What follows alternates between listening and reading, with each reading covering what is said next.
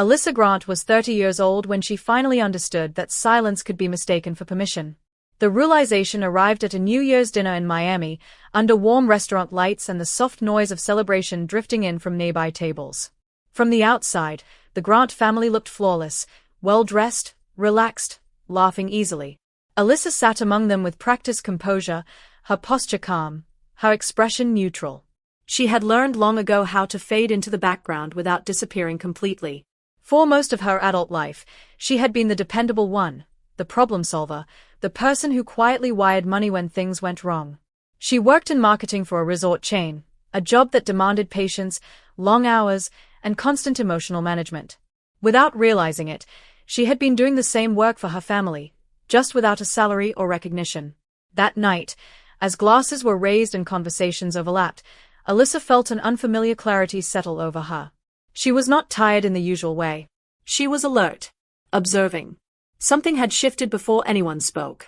She didn't know yet what would be said, only that whatever came next would not end the way it always had. Before I continue, I need to ask you for a favor. We're working toward our first 1,000 subscribers, and your support truly makes a difference. If you haven't already, please subscribe to the channel. It's completely free. Like this video, and tell me where you're watching from. That single click helps this channel grow and allows me to keep bringing you stories like this. On paper, the Grant family checked every box of stability. Thomas and Susan Grant had stayed married. They raised 2 children in a comfortable neighborhood. Their holiday photos were polished, their captions cheerful, their public image intact. What those photos never showed was Alyssa at her kitchen table late at night, staring at her phone while approving another transfer. It had started years earlier with small requests, temporary help, quick loans, promises to pay her back. Alyssa had agreed without hesitation, proud that she could help. Each yes made her feel useful, needed, included. Over time, the tone changed. The requests stopped sounding like favors and started sounding like expectations. If she hesitated, guilt followed. She didn't have children. She had a steady job. She was doing fine. No one ever asked how fine. The money itself hurt less than the casual way it was discussed. Her generosity became a personality trait others joked about. Her sacrifices were treated as proof she could handle more. Alyssa didn't argue. She adjusted. She absorbed. She told herself that family meant compromise. What she didn't see yet was how completely her role had been defined for her. Lucas Grant benefited the most from Alyssa's reliability and questioned it the least. He was charming, quick-witted, and endlessly confident that things would work out somehow. When they didn't, Alyssa was there. Rent payments became automatic monthly transfers from her personal checking account, something she had set up herself during an earlier crisis. Utilities, car repairs, credit card emergencies followed. Lucas never forced her. He didn't have to. His messages were casual but loaded with implication. If she didn't help, things would fall apart. He was good at making urgency sound reasonable. What stung was how easily he joked about it. At barbecues and holidays, he referred to her as the family sponsor, the dependable one, the safety net. Their parents laughed along, not cruelly, but comfortably. To them, it was just how things worked. Alyssa laughed too, even when the jokes landed hard. Alone later, she would open her banking app and feel the familiar twist in her stomach. She told herself it was temporary. That next month would be easier. She didn't realize that every unchallenged joke reinforced the same message. Her limits didn't matter. In early December, something finally hardened. Lucas sent another message about rent, worded as a reminder rather than a request. Alyssa stared at the screen longer than usual. Instead of opening her banking app to send money, she scrolled through months of transaction history. The total stunned her. Thousands of dollars had left her account quietly, steadily, without acknowledgement. That afternoon, she walked into her bank and asked to cancel the recurring transfer. The banker hesitated, noting how long the payment had been active. Alyssa nodded and confirmed. It wasn't dramatic. It was administrative. Still, her hands shook as she signed. She didn't tell anyone. She printed a simple list of the payments she'd made that year and saved it on her phone. The decision felt dangerous, not because it was wrong, but because it was new. In the days that followed, she watched her family interact as if nothing had changed. Lucas bragged about a new purchase. Susan praised Alyssa's generosity to friends. Thomas nodded along. No one noticed the shift except Alyssa. She understood then that change would never come from their awareness. It would come from her refusal. The New Year's dinner took place at a beachfront restaurant Alyssa had helped secure using her employee discount. She had covered upgrades and deposits so everyone could relax. The table was large, the view perfect, the mood festive. Susan fussed over photos. Thomas joked with the server. Lucas soaked up attention. Alyssa listened more than she spoke, her calm masking resolve. As the evening progressed, small assumptions surfaced. Susan mentioned Alyssa helping Lucas with job applications. Thomas added that Alyssa always figured things out. No one asked if she had the time or desire. Lucas leaned back and smirked, calling her their in-house investor. Laughter followed. Alyssa didn't join in. Her phone buzzed with another rent reminder. That was when everything aligned.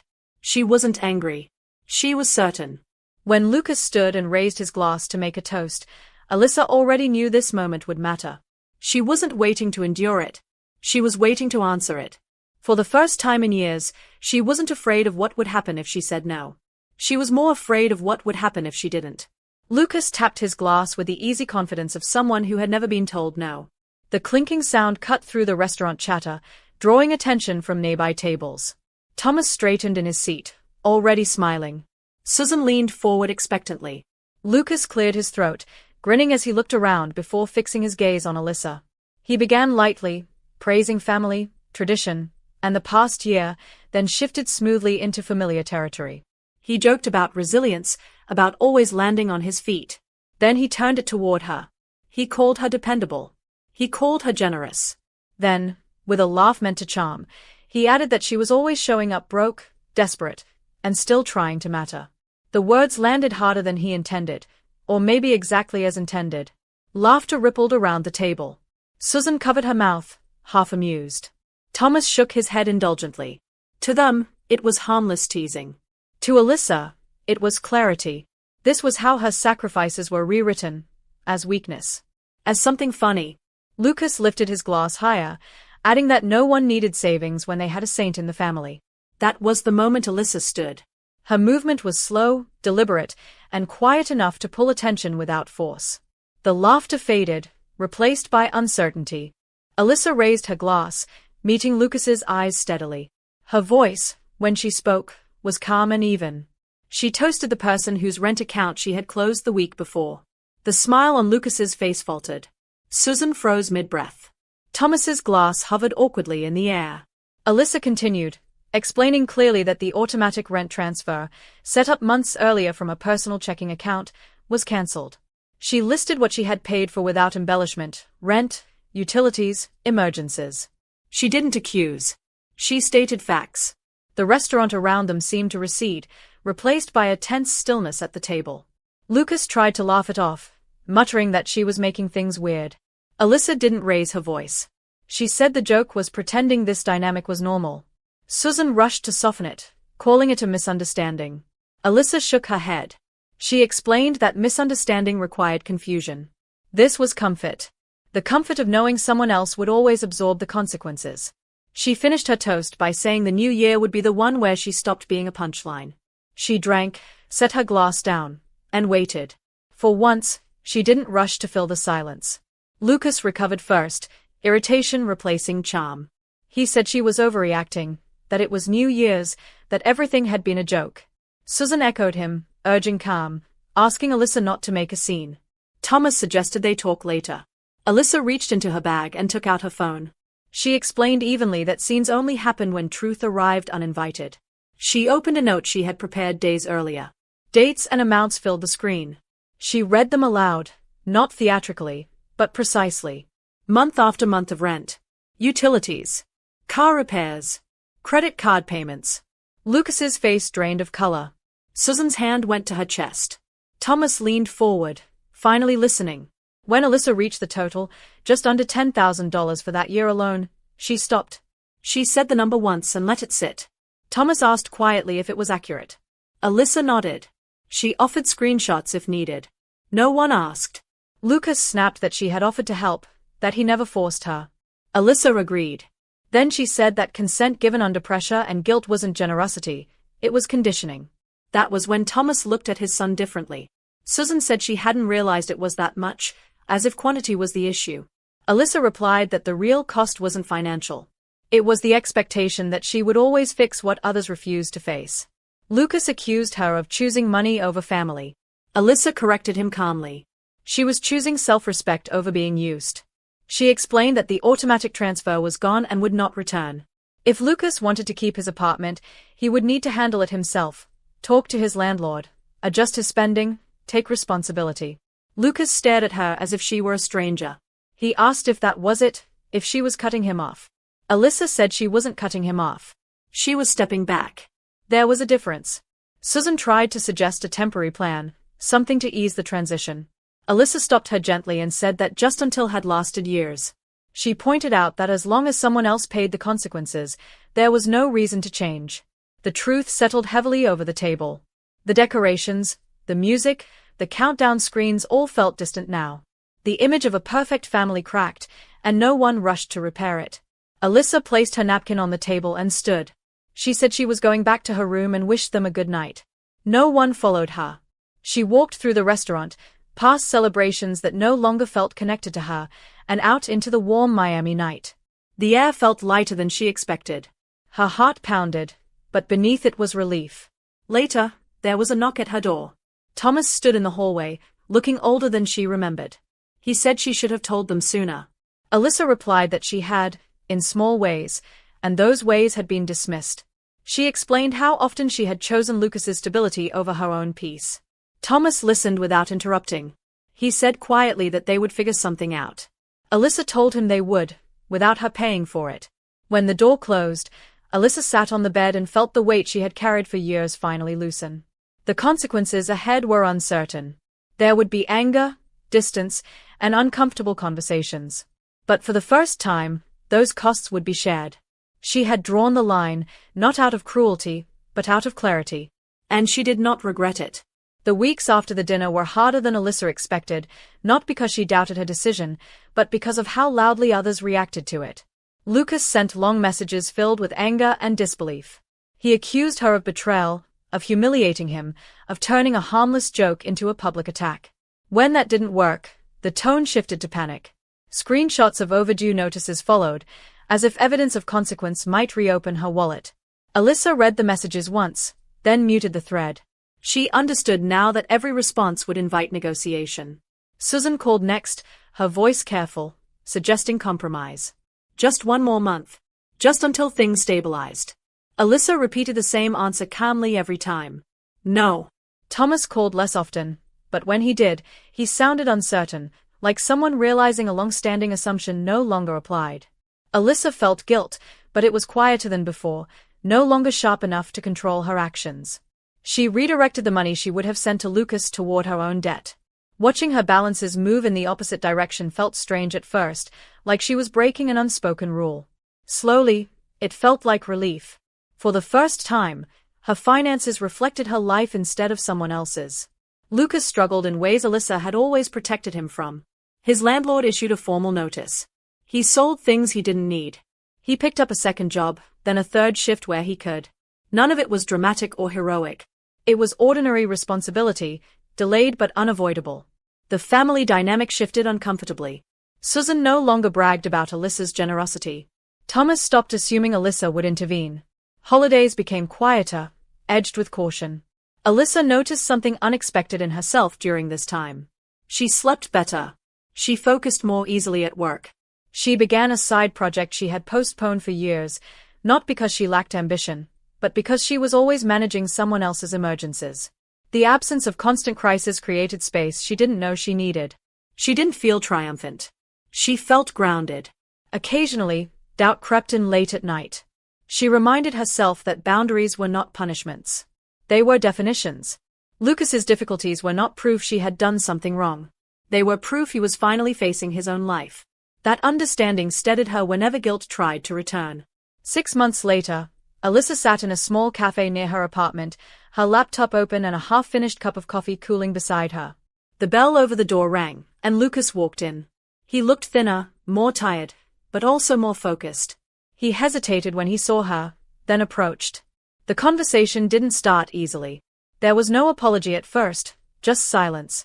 Finally, Lucas said he was paying his own rent now. He mentioned the second job, the long hours, the exhaustion. Alyssa nodded. She didn't praise him. She didn't soften it. After a moment, he admitted he had gone back through their old messages. He said he hadn't realized how often he asked or how automatically he expected her to fix things. He acknowledged the toast, the joke, the way he had projected his insecurity onto her. Alyssa told him it still hurt. He accepted that without argument. He said he wasn't asking for help again. He just wanted her to know he was trying. Alyssa said trying was a start. Respecting her boundaries was the rest. It wasn't forgiveness. It was honesty. Their family did not suddenly become healthy or perfectly balanced. Old habits lingered. Susan still slipped into suggestion instead of request. Thomas still struggled with silence. But something fundamental had changed. Alyssa was no longer the default solution. When problems arose, they stayed where they belonged. Over time, conversations shifted. Less expectation. More caution. Alyssa noticed that when she spoke now, people listened. Not because she was louder, but because she was no longer negotiable. She attended family gatherings selectively. She left when she felt uncomfortable. She didn't explain herself beyond what was necessary. The version of herself who would have absorbed discomfort to keep peace felt distant. Not gone, but retired. Alyssa understood that boundaries didn't guarantee closeness. They guaranteed clarity. Some relationships improved slowly. Others stayed strained. She accepted both outcomes. The cost of self-respect was distance, but the cost of silence had been far higher. She no longer confused sacrifice with love. She no longer believed endurance was a virtue. Her life felt smaller in obligation, larger in possibility. And that balance, once found, was not something she was willing to lose again. Looking back, Alyssa understood that the New Year's toast hadn't broken her family. It had revealed it. The joke didn't create the problem. It exposed the permission she had unknowingly given by never saying no. She didn't regret speaking up in public. Private conversations had always been postponed, diluted, or forgotten. That moment forced honesty into the open where it could no longer be minimized. Alyssa didn't frame herself as a victim or a hero. She had participated in the dynamic, even if unwillingly. What mattered was that she chose to stop. The future remained imperfect and unfinished, but it was hers. She paid her own bills, planned her own time, and decided when and how she gave. If reconciliation came, it would be built on respect, not dependence. If distance remained, it would be endured without shame. Alyssa had learned that boundaries were not walls meant to punish others. They were lines drawn to protect what mattered. And once drawn, they didn't need defending over and over again. They only needed to be kept. Time continued forward in a way it never had before for Alyssa, without constant interruption. Months passed without emergency calls or last-minute requests. When her phone rang now, it was usually about something ordinary. She began to understand how much of her mental energy had once been reserved for anticipating other people's needs. Without that burden, she felt more present in her own life. She advanced at work, taking on a role that required focus she previously lacked. Evenings became quieter, structured around her interests rather than recovery from stress. She didn't feel hardened by the change. She felt accurate. Her relationships, fewer and more intentional, reflected that shift. People who respected her limits stayed. Those who didn't drifted away. Alyssa stopped explaining her choices to anyone who wasn't directly affected by them. She learned that justification was a habit formed in survival, not a requirement for healthy connection. The absence of chaos did not feel empty. It felt earned. Lucas's progress remained uneven, but it was real. He paid his rent, managed his schedule, and lived within what he earned. There were no dramatic apologies or emotional speeches, only gradual consistency. When he visited Alyssa, he asked instead of assumed. When she declined, he accepted it. That alone marked a change. Their conversations became simpler, less charged. They spoke about work, about the weather, about small plans. The weight of old resentment didn't vanish, but it no longer controlled every interaction. Alyssa noticed that when help was no longer guaranteed, Lucas became more deliberate. Responsibility had made him quieter, but also steadier. She didn't rush to rebuild closeness. She let trust grow at the pace accountability allowed. That patience felt like another boundary, one she kept for herself. Susan and Thomas adjusted slowly. They stopped framing Alyssa as the solution and began seeing her as an individual with limits. Susan learned to ask before expecting. Thomas learned to pause instead of smoothing things over. Their relationship with Alyssa became less comfortable but more honest. They talked about things they had avoided before, assumptions, roles, and the ways love had been confused with obligation. Alyssa didn't demand apologies. Understanding mattered more than words. She also recognized her own part in the old dynamic. She had equated being needed with being valued. Letting go of that belief required as much work as setting boundaries. She accepted that her parents might never fully see the years she spent holding everything together. That acceptance brought peace she hadn't expected. Closure, she realized, didn't always come from acknowledgement. Sometimes it came from choosing not to repeat the same pattern again. One evening, nearly a year after the New Year's dinner, Alyssa returned to the same stretch of beach near the restaurant. The memory of that night felt distant now, stripped of its tension. She walked along the shoreline, listening to the steady rhythm of the water. The person she had been then, quiet, accommodating, afraid of conflict, felt familiar but no longer dominant. She hadn't become colder or less generous. She had become intentional. When she gave now, it was chosen, not assumed. She understood that peace maintained through self-erasure was not peace at all. It was avoidance. Alyssa no longer measured her worth by how much she could endure. She measured it by how well she protected what mattered. That shift changed everything. Alyssa never reopened the account. There were no more automatic transfers, no unspoken contracts, no jokes made at her expense. The family moved forward, imperfect but altered. The story didn't end with applause or complete reconciliation. It ended with something quieter and more durable, clarity. Alyssa learned that saying no was not an act of rejection, but an act of definition. It told others how to treat her and reminded her how to treat herself. The cost of that choice was real, but so was the freedom it brought.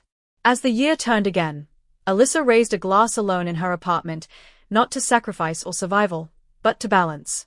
To a life where generosity had boundaries, and love no longer required her to disappear. Thank you for watching until the end. Alyssa's story reminds us that being strong doesn't mean being silent, and helping others should never come at the cost of losing yourself. Sometimes the most loving thing you can do, for your family and for yourself, is to draw a line and stand by it. If this story resonated with you, you're not alone. Many people are quietly carrying burdens no one sees. Share your thoughts in the comments. Would you have done the same in Alyssa's place, or would you have handled it differently? Don't forget to subscribe, it is completely free. Like the video and tell me in the comments where you are watching from.